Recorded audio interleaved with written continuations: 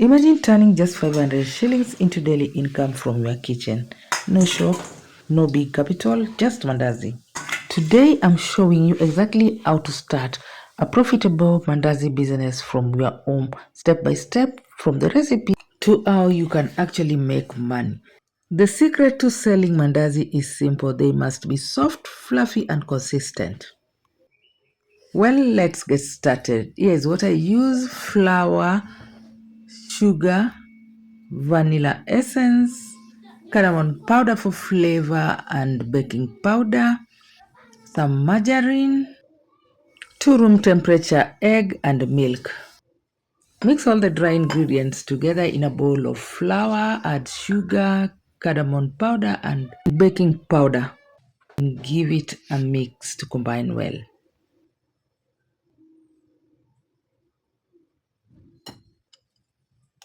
Next, we're going to add wet ingredients into the dry ingredients. Add in margarine and rub it using your hands until it get crumbling. The breadcrumbs texture like.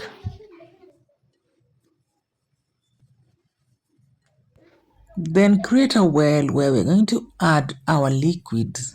Crack an egg, followed by vanilla essence and milk. Add milk gradually as you need to form a soft dough. Knead the dough for a few minutes until smooth. Not too much, just enough to combine everything well. Starting a Mandazi business from home is one of the easiest and most affordable ways to earn daily income. With the right recipe and pricing, you can turn a simple ingredient into steady profit.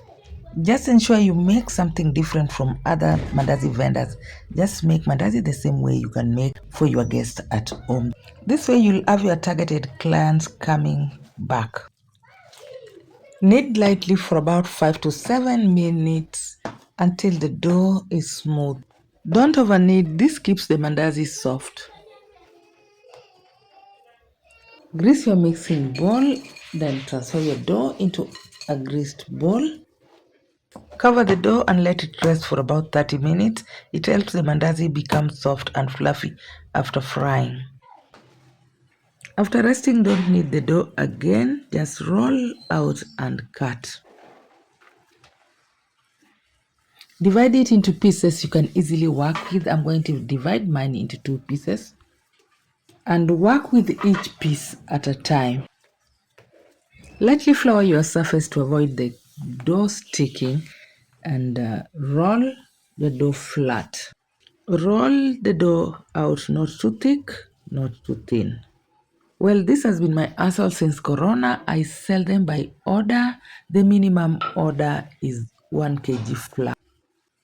Cut them into your desired size and shape. And this one will also depend with what your client wants. And if you're selling per piece with around 500 shillings worth ingredient, and that is 1 kg flour, you can make about 60 mandazis.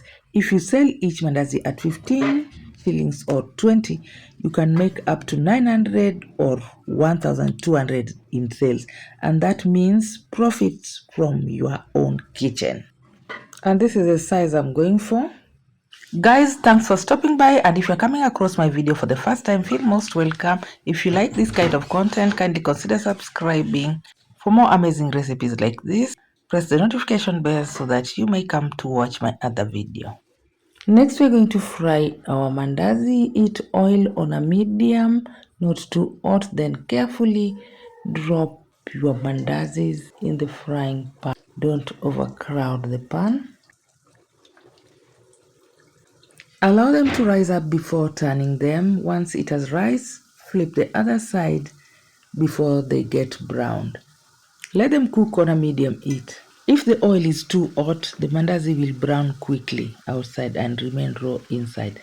So it's always recommended to fry your mandazi on medium heat. Turn them slowly until both sides are golden brown.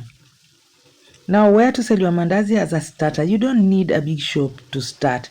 Make use of your social media platforms. Use your WhatsApp status, Facebook, tell your neighbors to tell a friend, and always keep your mandazi fresh and clean. Happy customers will always advertise for you. You can also sell them in schools, construction site, shops, or bus stages and churches. Even in the offices, morning hours are the best. Many people want tea and mandazi before starting their day. And my first batch of mandazi is ready. Look at that color. Nice golden outside. And of course, soft inside. This is exactly what customers love. I'm going to repeat the same process with the remaining mandazis until all the mandazis are done.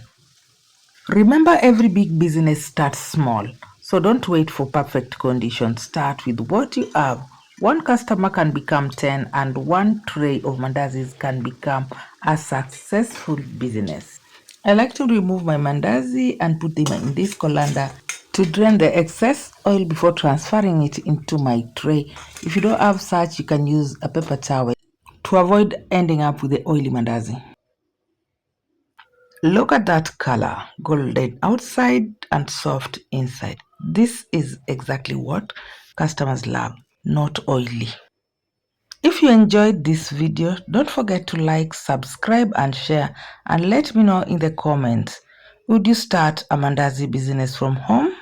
See you in the next video. Bye bye.